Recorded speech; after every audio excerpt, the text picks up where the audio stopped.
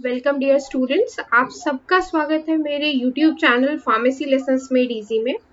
मुझे बहुत सारे स्टूडेंट्स ने रिक्वेस्ट किया कि मैम प्लीज़ आप जो भी आपके वीडियोस हैं वो प्लीज़ हिंदी में शेयर कीजिए, बिकॉज हमारी मदर टंग हिंदी है।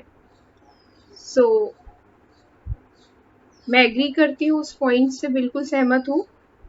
तो मैंने ये वाली जो सीरीज़ है फार्मेसी लेसन्स मेड इजी की, जिसमें फार्मास्यूटिकल इंजीनियरिंग जो कि 3rd सेमेस्टर बी फार्म में है, उसका जो डिफरेंट उसके मॉड्यूल्स हैं like flow fluid, size reduction, size separation, in different chapters को हिंदी में प्रिपेयर किया है।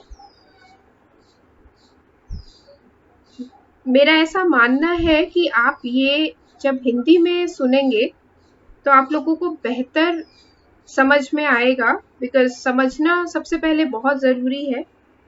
उसके बाद आप अपनी लैंग्वेज में करेक्ट टर्मिनोलॉजी यूज़ करते हुए उसको डेफिनेटली आपको एग्जाम्स में अगर लिखना है या मल्टीपल चॉइस क्वेश्चंस में अपीयर होना है तो उसमें वो डेफिनेटली आपकी हेल्प होगी।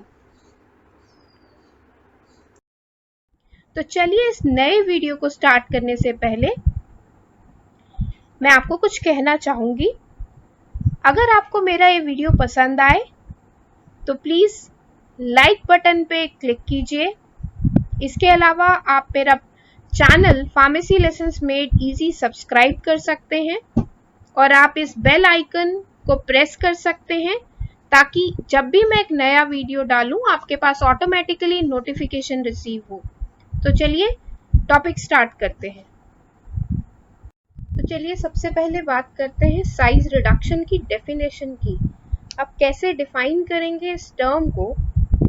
ये एक ऐसा प्रोसेस है जिसमें लार्ज सॉलिड यूनिट मास, ये large solid unit mass small unit masses या कोर्स पार्टिकल्स या फाइन पार्टिकल्स में कन्वर्ट किया जाता है।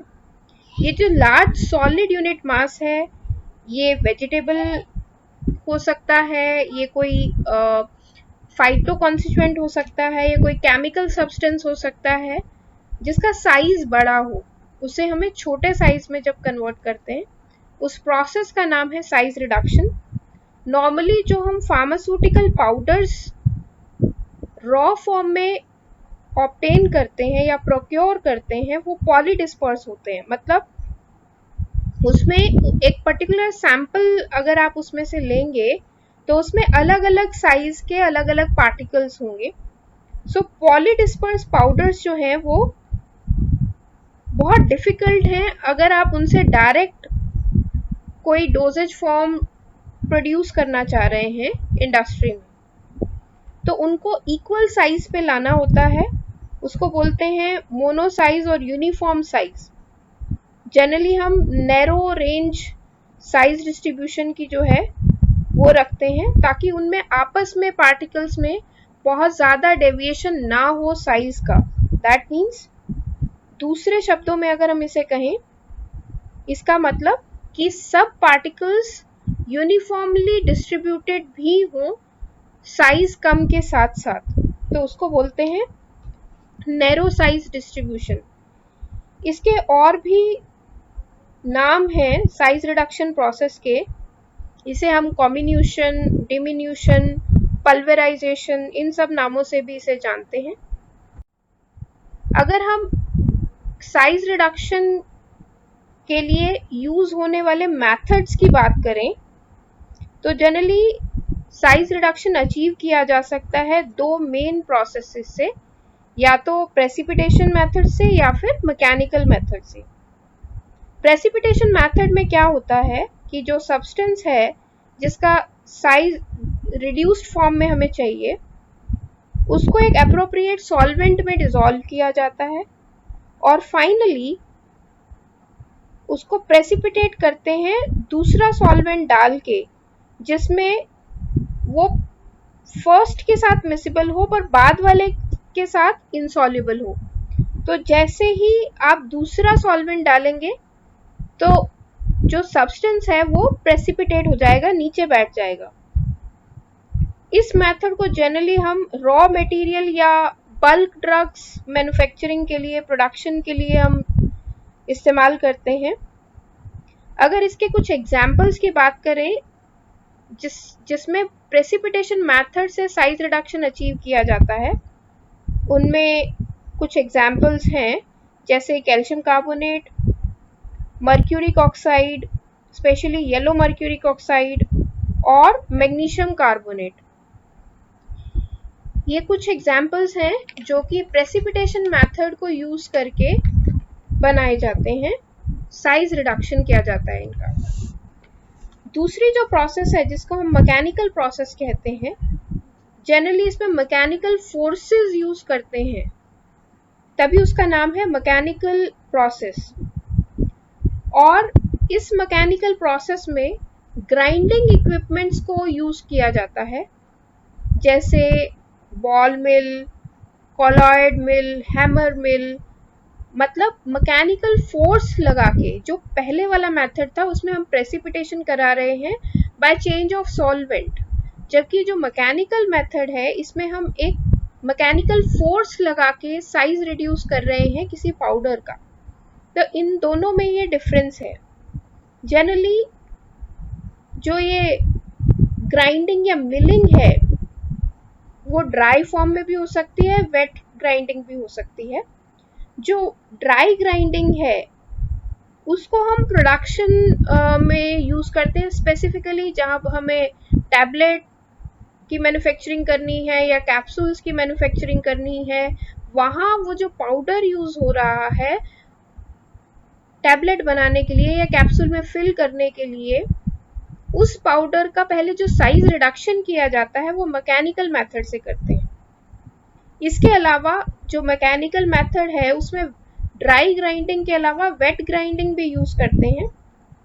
वेट ग्राइंडिंग क्योंकि उसमें कोई सॉल्वेंट भी इन्वॉल्व है, तो उसमें टैबलेट और कैप्सूल्स का प्रोडक्शन नहीं होगा। टैबलेट कैप्सूल्स के लिए जैसे मैंने पहले बोला कि ड्राई ग्राइंडिंग का यूज किया जाएगा, जबकि आपकी जो सस्पेंशंस हैं या ऑइंटमेंट्स हैं या इमल्शंस हैं उन सब में वेट ग्राइंडिंग का यूज होगा। जो ये मिलिंग मेथड है, या तो इसको रॉ मटेरियल के प्रोडक्शन के लिए या एज अ पार्ट ऑफ जो होल प्रोडक्शन साइकिल है उसमें एक स्टेप है ये size reduction, specially mechanical process. अब अगर हम इसकी बात करें कि साइज रिडक्शन करने के क्या फायदे हैं और क्या नुकसान है, तो मेन जो उसके फायदे हैं वो ये है, जैसे मैंने आपको पहले बताया कि उससे जो यूनिफॉर्मिटी आ रही है साइज में, उसकी वजह से जो कंटेंट है वो यूनिफॉर्म भी होगा और स्मॉल साइज का भी होगा। इससे इफेक्टिव मिक्सिंग पॉसिबल हो पाएगी। ये इफेक्टिव मिक्सिंग तभी पॉसिबल हो पाती है जब सब पार्टिकल्स का साइज ऑलमोस्ट सिमिलर हो। जैसे आप बहुत बड़ी किसी चीज की डली है उसको पाउडर के साथ मिक्स नहीं कर पाएंगे, पर अगर दो चीजें हैं और दोनों ही पाउडर फॉर्म में है, दोनों का ही साइज छोटा है, तो आप उसे प्रॉपरली मिक्स कर पाएंगे। और यहाँ मिक्सिंग बहुत इंपॉर्टेंट क्यों है, क्योंकि टैबलेट बनाते हुए या कैप्सूल बनाते हुए आपको बहुत सारे इंग्रेडिएंट्स को मिक्स करके तब प्रोसेस करना है। तो यहाँ मिक्सिंग जो है वो बहुत इम्पॉर्टेंट पार्ट प्ले करता है। इसके अलावा अगर आपको जो पाउडर आप ले रहे हैं फॉर प्रोडक्शन या तो बल्क ड्रग्स की या फॉर्मुलेशंस की, उस सब की प्रोडक्शन के लिए जो पाउडर या ग्रैन्यूल्स फ्लो करेंगे उनकी फ्लो प्रॉपर्टी यूनिफॉर्म हो, उसके लिए भी साइज रिडक्शन बहुत एडवांटेजियस रोल प्ले करता है। क्योंकि अगर पाउडर यूनिफॉर्मली फ्लो करेगा, अच्छी फ्लो प्रॉपर्टी वाला होगा, तो जो हॉपर से टैबलेट बनने आती है कंप्रेस होकर, लोअर पंच और अपर पंच के बीच में कंप्रेशन होता है, अगर पाउडर अच्छे से फ्लो करके नहीं आएगा तो टैबलेट का कंप्रेशन प्रॉपरली नहीं होगा। और वो यूनिफॉर्मली कब फ्लो करेगा, जब उसका साइज कंट्रोल्ड हो और छोटा हो, यूनिफॉर्म हो। यही चीज कैप्सूल्स पे भी एप्लीकेबल है, क्योंकि कैप्सूल्स में पाउडर की फिलिंग की जाती है या ग्रैन्यूल्स हैं उनकी भी फिलिंग की जाती है। तो अगर फ्लो यूनिफॉर्मली होगा तो प्रॉपर प्रोडक्शन हो पाएगा, जो आपकी पाउडर डोजेज फॉर्म्स हैं या सॉलिड डोजेज फॉर्म्स हैं जैसे टैबलेट्स, कैप्सूल्स, उन सब का। तो मैंने आपको दो चीजें बताई अभी तक, कंटेंट यूनिफॉर्मिटी में इसका यूज है, दूसरा यूनिफॉर्म फ्लो में उसका यूज है साइज रिडक्शन का। इसके अलावा अगर आप फाइटो कॉन्स्टिट्यूएंट का या केमिकल सब्सटेंसेस का एक्सट्रैक्शन करना चाह रहे हैं थ्रू अ प्रॉपर सॉल्वेंट, तो अगर छोटे पार्टिकल्स होंगे तो सॉल्वेंट अच्छे से इम्बाइब कर पाएगा टिश्यूज या सेल्स में, जो वेजिटेबल्स की या एनिमल ओरिजिन के जैसे लिवर या पैनक्रियाटिक आपको एक्सट्रैक्ट बनाना है, तो उन टिश्यूज में या उन टिश्यूज के सेल्स में अगर सॉल्वेंट को अच्छे से पेनिट्रेट करना है, जल्दी से पेनिट्रेट करना है, तो छोटा साइज होना एक बहुत बड़ा एडवांटेज है।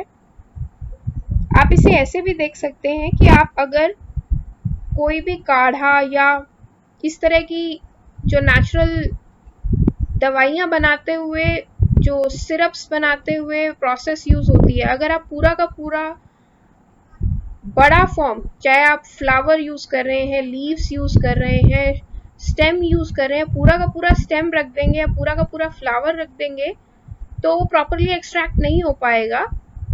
ऑन द कॉन्ट्ररी, अगर उसके छोटे छोटे पीसेस काट के तब उसे सॉल्वेंट में डिप करके रखा जाए, फिर उसका प्रॉपरली एक्सट्रैक्शन किया जाए, तो वो बेटर होगा।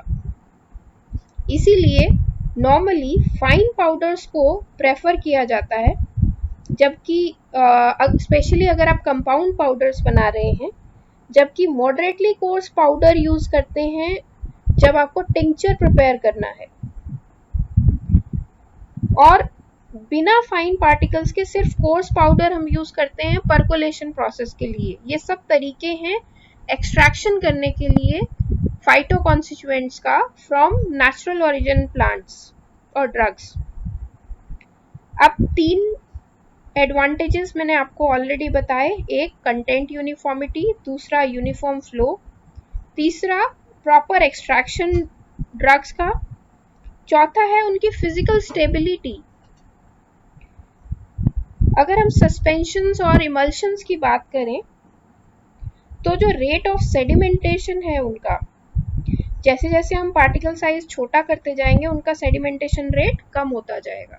तो अगर आपने उन पार्टिकल्स का साइज स्मॉल कर दिया, उनका छोटा कर दिया, तो वो धीरे धीरे नीचे बैठेंगे। अगर वो बहुत स्लो रेट पे नीचे बैठ रहे हैं, इसका मतलब वो ज्यादा स्टेबल है एज कम्पेयर टू एक बड़ा पार्टिकल लिया। आपने स्टोक्स लॉ पढ़ा होगा, तो वहां पे जो रेडियस है पार्टिकल का, आर स्क्वायर की टर्म जो है वो रेट ऑफ सेडिमेंटेशन से कोरिलेटेड है। दैट मीन्स उसका मतलब क्या है कि आप जितना बड़ा पार्टिकल लेंगे उसका नीचे बैठने का, सेडिमेंट होने का रेट उतना ज्यादा होता जाएगा। इसीलिए जितना छोटा पार्टिकल होगा उसका फिजिकल स्टेबिलिटी उतना अच्छा होगा। इसके अलावा अगर आप ड्राई कर रहे हैं ग्रैन्युलर मास को, तो अगर आप उसे अच्छे से छोटे छोटे पार्टिकल्स को ड्राई करेंगे उसको फैला के, तो बेटर ड्राइंग हो पाएगा, क्योंकि सरफेस एरिया बढ़ जाएगा छोटे पार्टिकल्स का। इसी तरीके से अगर आप मेडिसिनल प्लांट को ड्राई करना चाह रहे हैं तो आप उसे छोटे छोटे टुकड़ों में कन्वर्ट करके उसके बाद उसको ड्राई करेंगे, तो ड्राइंग प्रोसेस काफ़ी फास्ट होगा और इफेक्टिव भी होगा। तो अभी तक मैंने आपको content uniformity, uniform flow, effective drawing, उसकी फिजिकल स्टेबिलिटी इंप्रूवमेंट और इफेक्टिव एक्सट्रैक्शन के बारे में बताया। इसके अलावा साइज रिडक्शन, क्योंकि सरफेस एरिया इंप्रूव कर रहा है, तो उससे डिसोल्यूशन रेट जो है ड्रग का वो बेटर होगा, इम्प्रूवाइज होगा। उसका रीजन कि सरफेस एरिया जो है पार्टिकल्स का, अगर आप उन्हें छोटा करते जाते हैं तो उसका सरफेस एरिया बढ़ता है।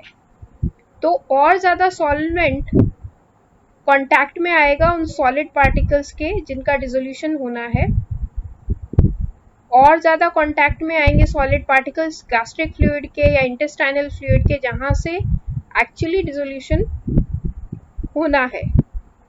तो क्योंकि छोटे पार्टिकल्स का सरफेस एरिया ज़्यादा होगा, इसलिए साइज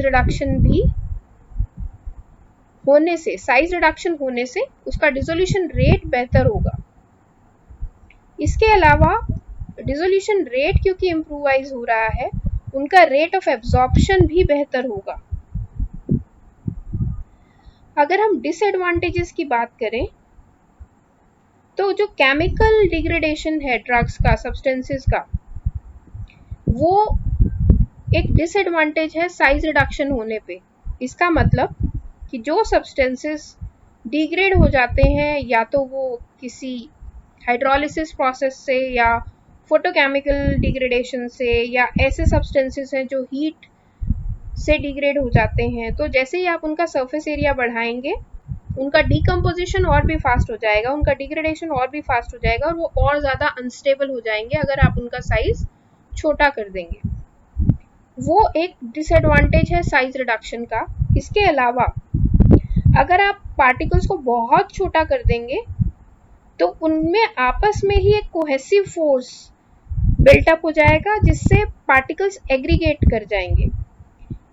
एग्रीगेशन से क्या होगा कि जो आपने बहुत सारे एडिटिव्स डाले हैं, अगर आपको मिक्सिंग करना है तो वो मिक्सिंग इफेक्टिव नहीं हो पाएगा, क्योंकि वहाँ पे एयर का एड्सॉर्प्शन भी एक क्राइटेरिया हो सकता है, जिससे जो ड्रग है आपकी, उसकी वेटेबिलिटी इनहिबिट होती है।